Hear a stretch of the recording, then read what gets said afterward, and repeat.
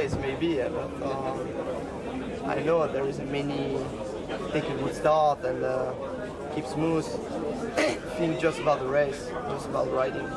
It's always good to come back to France and race again. You know, last 2 years I haven't been racing over in Europe and in France for outdoors, so that's always great and you know, feel good. I mean, the track is wonderful and the crowd is very good, so everything going well.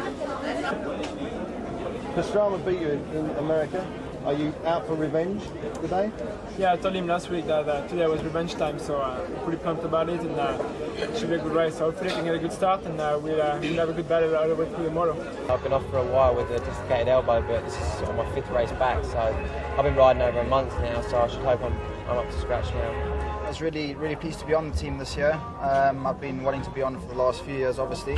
But so yeah, I'm really happy and hopefully put in a good performance. A little bit difficult to say, but before, like 1 week ago, I thought like we really had a good chance to fight for first place. But after my injury, I feel a little bit sorry for the rest of the team, because to me it looks like everybody's really pretty pumped and pretty motivated, and so was I. But it's a little bit difficult. But I still don't want to give up. We're good. You know, we have Ricky, who won the 250 championship. Travis, who won the 125, and myself, I have a lot of experience over here. I know the track, I raced it last year, and so, you know, today proved that all 3 of us are strong. So I think we have the, you know, if not the best chance to win. First trip actually riding in Europe, so it's just quite an experience. I mean, the whole thing, even from the foods you eat to come out here with the crowds with the air horns, it's a different experience, but I'm glad to be here for the country. I'm excited to race. You know, I want to win really bad, and I know Rhino does. The whole team does, and we're going to give it 110% and try to stay on 2 wheels. I think if we can stay up, we should be the winners.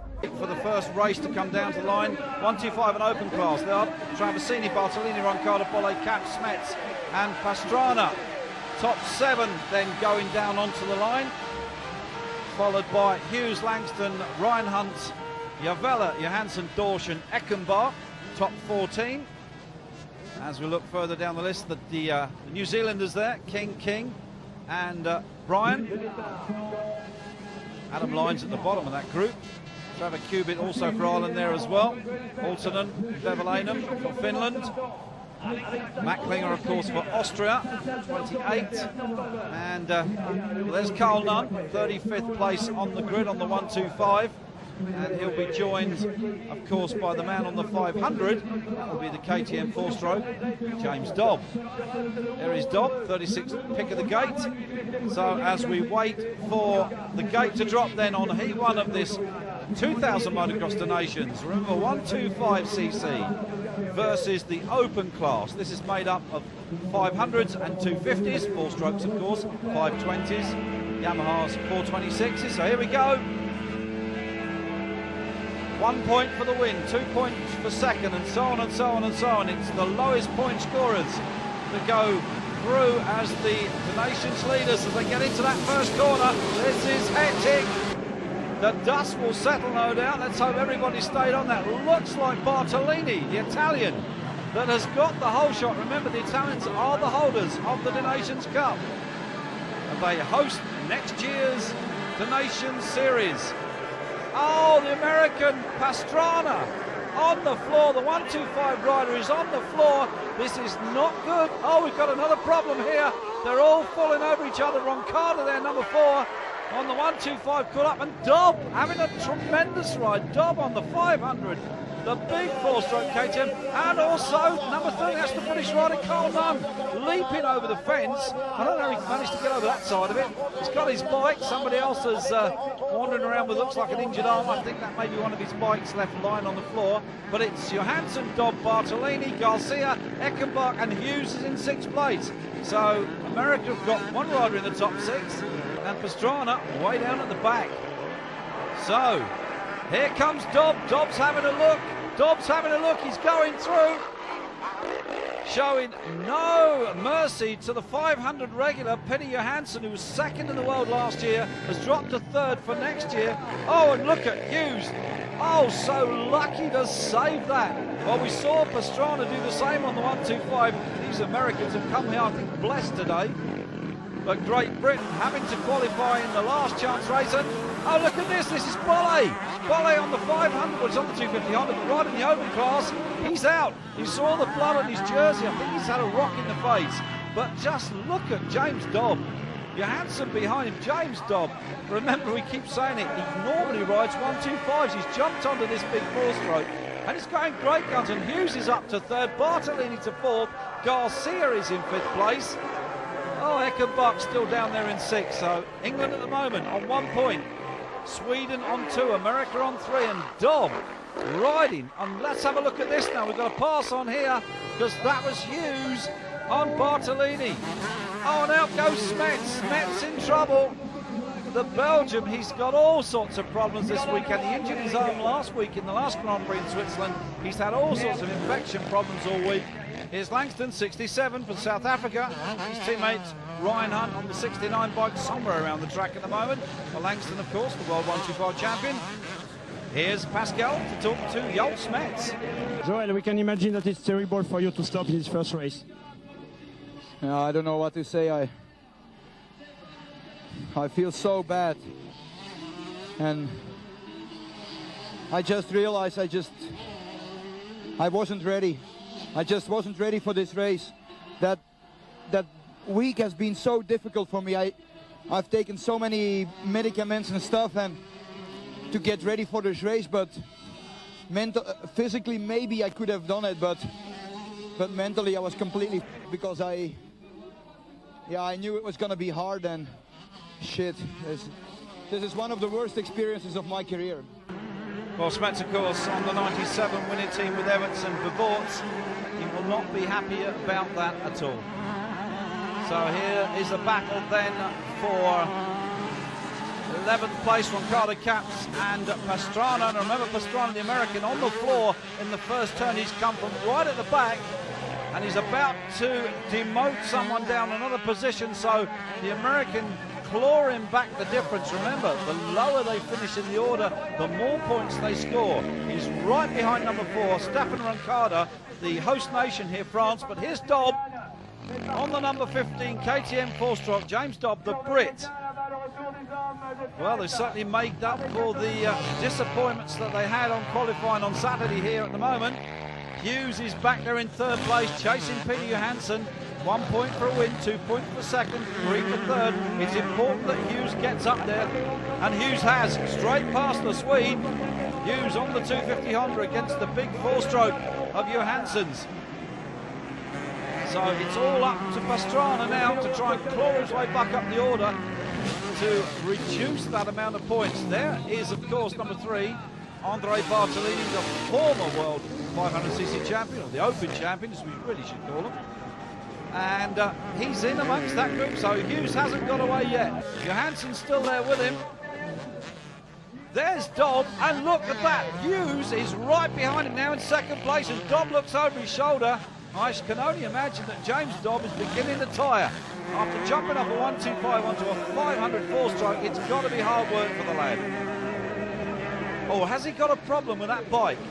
Not normal for a KTM to break down, but it can happen, and usually at the very worst time, like about now when you're leading the first race in the Motocross das Nações.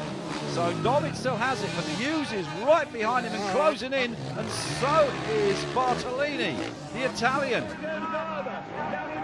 So here we come as they drop down to the bottom side of the track for the very last time, up towards that left-hander. And Dobb's stopping, the bike has quit, but he's still going to make second place. The bike has stopped, I think.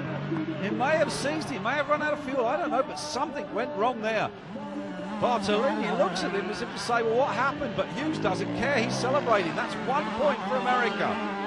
From Hughes anyway. It's all down to Pastrana. Let's have a look at it now. Dobb goes wide. I think the bike stopped. I think it may have seized it. It could not have run out of fuel. It's definitely some sort of electrical or mechanical problem. But Hughes is celebrating.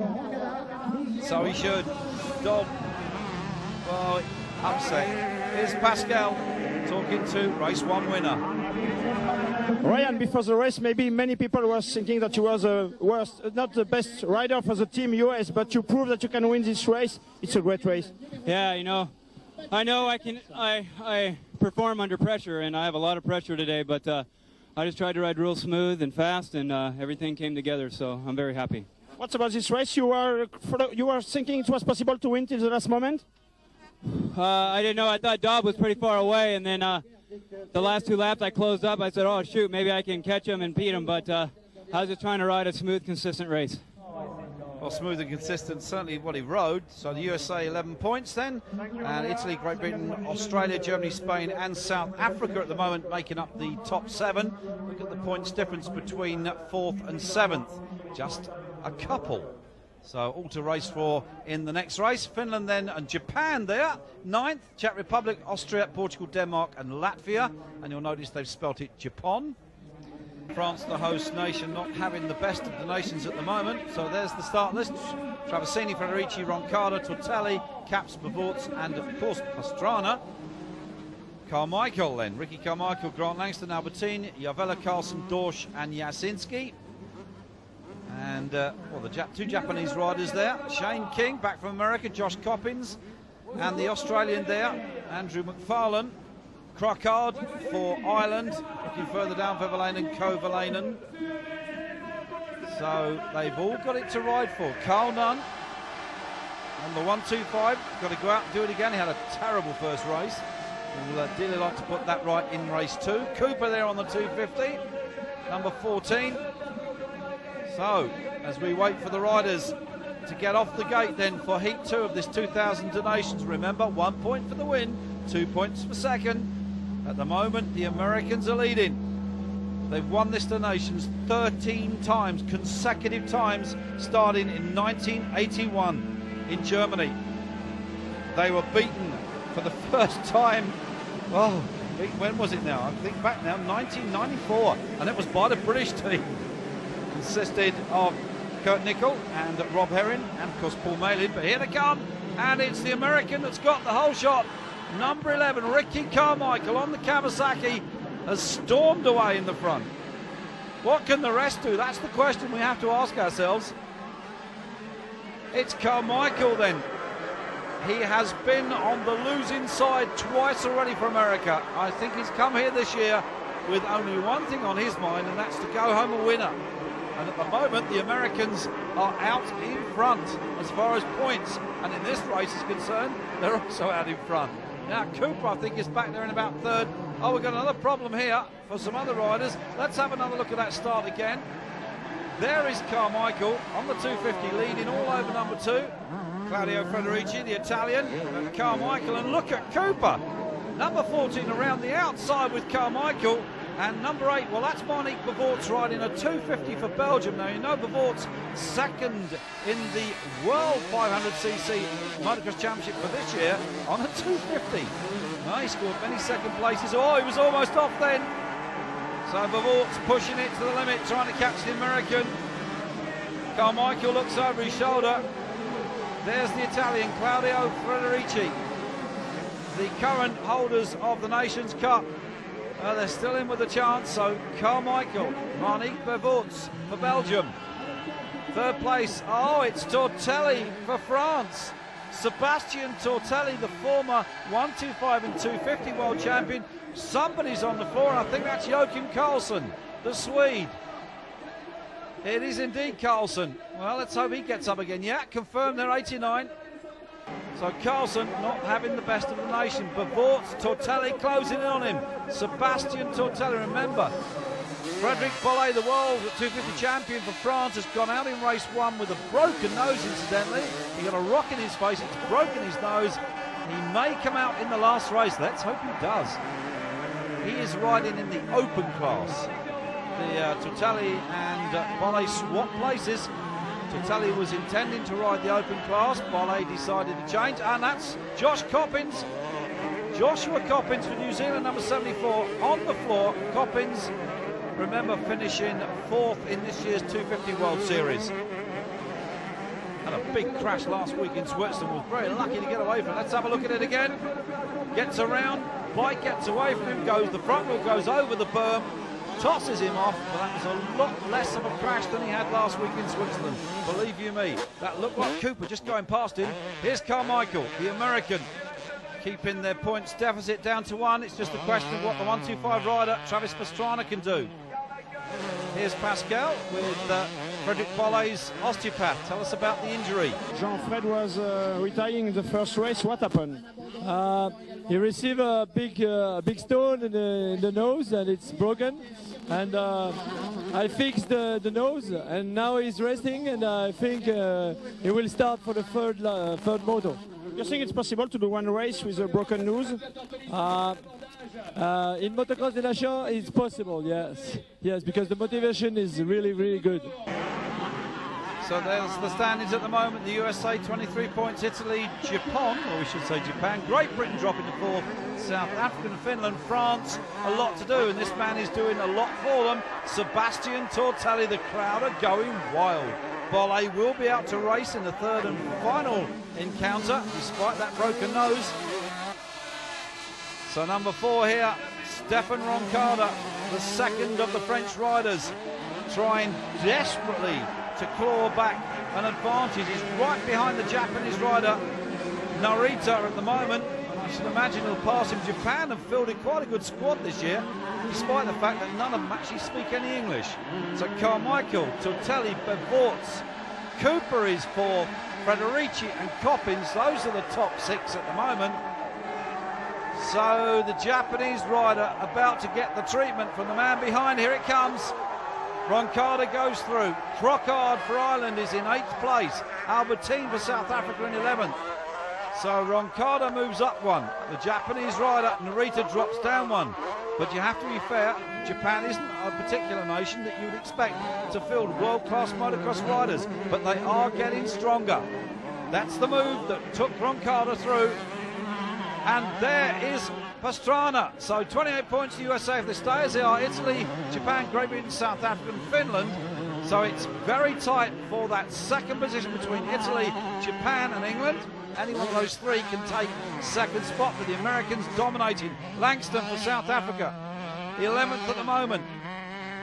So Grant Langston, the current 125 world champion, going to America next year to race, for the next 2 years that is. There's Albertine. A young man from South Africa did just that. He went to America and became a US champion, but he's about to retire. So we'll miss you, Albie. A great character and a great personality in the sport. So for South Africa, fielding probably the strongest team this year.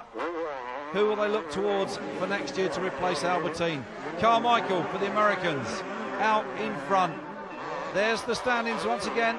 Great Britain have now moved up into 3rd position, 48 points. South Africa with 49. Japan has dropped to 5th, but Finland are still there in 6th place. But the US are still topping the table. And if they continue to ride like this, I see no reason whatsoever that they will take the Nations Cup once again after an absence of some years, since 1994. 93 the last one. Britain took it off them in 94. And they haven't been happy about it since, believe you me. They've come here with a vengeance. The great Jeremy McGrath tried to win it for them a couple of years back and didn't succeed. But Ricky Carmichael, part of that losing team for 2 years, has come here today to say, let's reverse that. America wishes to rule and take the trophy back home where they think it belongs. Well, we'll soon see about that. The French, I think, are out of it, to the disappointment, but Carmichael takes the win then in Heat 2, the 251-25 heat. Sebastian Tortelli for France regains some honour for his nation, comes home in 2nd place. Third, I think, at the moment, Claudio Frederici for the Italians, Bartolini for the Italians, Tortelli, Bollet is out for the French, Bevorts and Smets for Belgium. Hughes is out there for America. Of course, the number 11 machine of Ricky Carmichael, the winner of the previous race, is out there as well. Coppins, King and McFarlane out there for New Zealand and Australia. Crockard for Ireland. It really is a star-studded cast here at the Motocross des Nations. The best riders from each nation from around the world gather here for this weekend to try and lift that prestigious trophy. Cooper, Paul Cooper, will do battle in this race along with James Dobb on that 500 KTM once again, that 4-stroke. So 40 riders on the line. It's all about 2nd place. There's Bollet. You can see a plastered up nose. This is going to be very painful for the young man, the new World Junior Champion. He regained his championship from last year. He did it in Luxembourg. Heat 3 then, 250 in open class. Some of these riders will be on 250s, some will be on 500s, 2 strokes. 426, 4 strokes. Here they go into that first corner. It's a bit of carnage going down into already, but I think they've all survived it through. That looks like Bartolini's got the lead. Carmichael is there behind him. There's Hughes. So the Americans at the moment well placed to take this. Only real disaster will prevent the Americans from lifting the trophy again since 1996. They did it then. The team consisted of Emig, McGrath and Lanson. Let's have another look at that start. Well, look at Andre Bartolini leaning all over Frederick Bolle and then carving up Ricky Carmichael. So, and look at Dobb around the outside. James Dobb, Bavort's on the inside of him, then Carmichael. And Dobby giving Bavort's a bit of a push going out the corner. Carmichael then from Bartolini, from Bavort's top 3. Then it's Darrell King, James Dobb and Paul Cooper. So the Brits looking good at the moment for a possible second place on the podium. So there is Marnik Bavort's. Around the outside of him goes the French rider, Sebastian Tortelli, number 5. And Tortelli trying to hold his head up here at the moment. His nation, who are hosting this Motocross the Nations this year, and what a fantastic job they've done of it. The circuit here is incredible. There'll be a triple header here next year. I'm looking forward to it. They've done so much work. This is an example of what motocross circuit should be like, believe you me. Very few can equal this around the country. Oh, Bavort's there, loses out to Tortelli. Tortelli passes him. Bavort very nearly dumps it on the floor. Let's have a look at it again. Well, Tortelli got himself into trouble, and Bavort's followed suit. Somewhat in sympathy, maybe. Probably not. So Belgium trying to claw their way back up the field. In Italy trying to hang on to that second place. The man behind him at the moment is Sebastian Tortelli, the Frenchman, and he's going to go past the Italian if he can. There is Bolle, and I think he's going to retire. I'm not sure. He's cruising around, so the pain from that broken nose just too much for the world champion. And one must have sympathy for him because he won the world championship. He has gone out for France. He won it for himself, but he would love France to have won this year's Motocross the Nations, and it's all gone sadly wrong from the first race when he got that rock in the nose. Look at Carmichael, and he has now got number 5 Sebastian Tortelli alongside him, and these two are banging bars and banging. Look at them elbowing each other. Well, they've been doing this all this year in the United States of America. Carmichael looks back. Well, he knows who it is. They've exchanged paintwork more than once this year in the American Supercross and Outdoor Series. But Carmichael doesn't have to win this. The Americans have enough lead, and they're coming back, and look at Carmichael. Oh, there you go. I can do it as well, he says. Take a sample of that. I don't think this will stop Sebastian Tortelli. He's on a roll. They may not win the Motocross the Nations, but maybe he can win the last race of the day. And the crowd here are going absolutely wild. Carmichael, Tortelli, Gordon Crockart up there in 9th place. Smets is in 11th, so he stayed out despite that arm injury. Belgium might yet pinch it at the last death, and look at Seb Tortelli. Carmichael trying to stand in front of him, and Tortelli, and well, look who's behind those two on the 426 Yamaha. It's the Italian, Andre Bartolini, and these two are at it at the front yet again. The crowd are going wild, listen to them. The USA, they're 18 points, 37 to Italy. Great Britain on a chance of a podium position if they could just stay where they are. There's Cooper, Paul Cooper, unaware of the action that's going on, and Dobb is down in 15th place. Dobb was up in the top 5, he's dropped down 10 places. If he just needs to pull through a couple more. And England could well get that 3rd step. Ryan Hughes down in 5th place. Oh, Carmichael's 2nd. They're doing enough.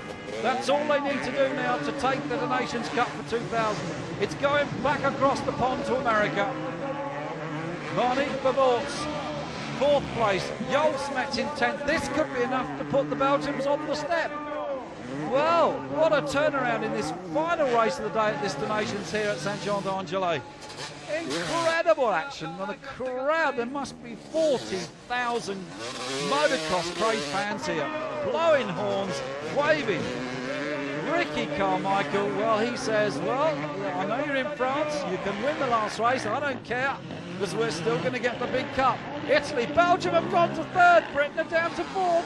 Belgium have done it. Smets has dug deep once again.